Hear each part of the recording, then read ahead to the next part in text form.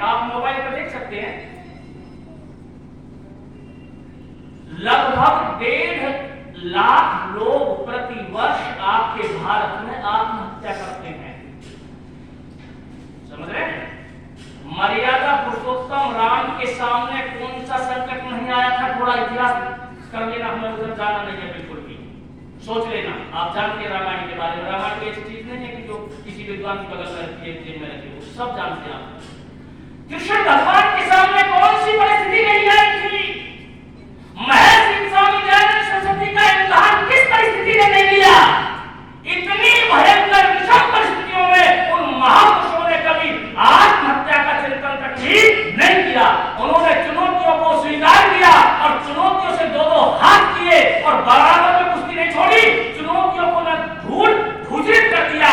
और आज हम महापुरुषों की संतान होकर के छोटी छोटी बातों पर फंदा लगा देते हैं, छलांग लगा देते हैं जल में, अथवा अन्य विष आदि पी करके आत्महत्या कर लेते हैं। और ये 1.5 लाख का आंकड़ा तो मैंने 1,51,117 मौत 16 में मैंने काउंट की थी, और 16 के बाद से ये निरंतर दौर चला जा रहा है। आचार्य जी, जब हम शोध ग्रंथ का लेखन कार्य किया करते थे 2014 से पहले, हम पीएचडी जब कर रहे थे, एक दिन हम अपने गाइड महोदय के पास गए, कई छात्र थे, हम अपने अपने विषय पर चर्चा करने के लिए।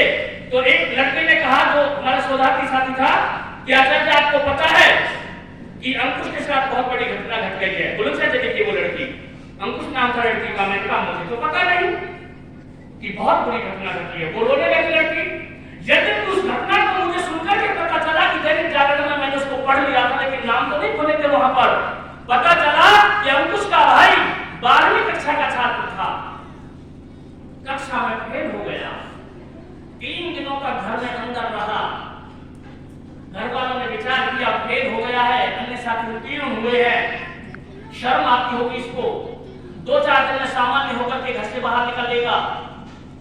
प्रतीक्षा कर रहे थे, लेकिन क्या किया कि उसे कहीं से ये जो अन्न गेहूं में जो रखते हैं, वो जो उसलफाज, वो जहर उसके हाथ लग गया और उसने उसका जो है सेवन कर लिया और वो संसार से चला गया। बाद में 70 साल का लड़का संसार से विदा हो गया।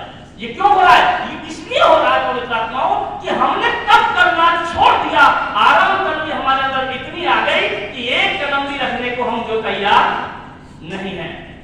हमारे जीवन का पतन इसलिए हो रहा है। हम जीवन के संग्राम में पराजित क्यों हो रहे हैं? क्योंकि हमने तप करना छोड़ दिया। तप का महत्व क्या होता है, तो हम इसे आपके सामने रखें। बहुत